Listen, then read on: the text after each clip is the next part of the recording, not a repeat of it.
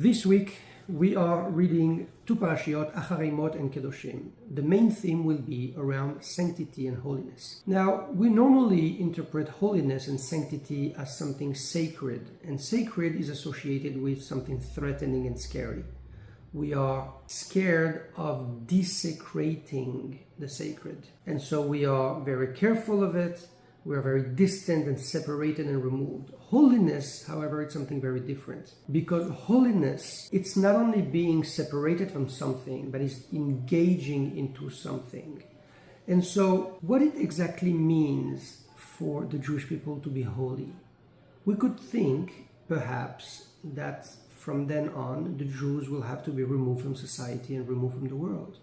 However, God don't only say holy and that's it. He explains why he wants us to be holy. And the reason for our holiness is because he is holy. God says, be holy because I am holy.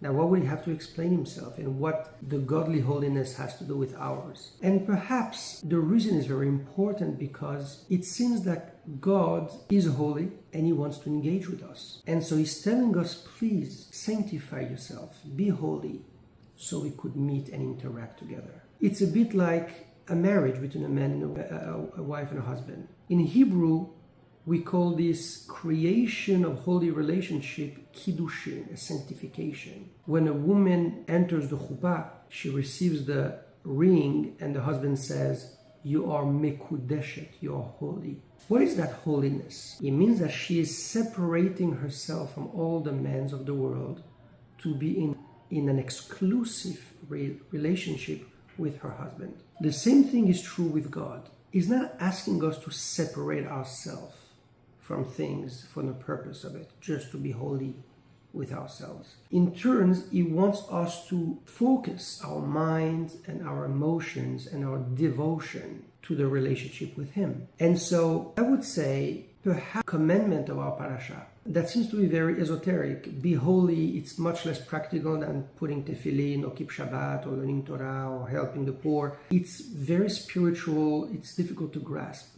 But in fact, it turns out it's the soul and the purpose of all other mitzvot. Because in all the behavior that we have to abstain ourselves from, in all the food that we have to abstain ourselves from, in all the relationships that are prohibited that we have to abstain ourselves from, all of these are separations in order to sanctify us from them. But they have a purpose. We're not doing them just to separate ourselves from this food or these relationships or this behavior.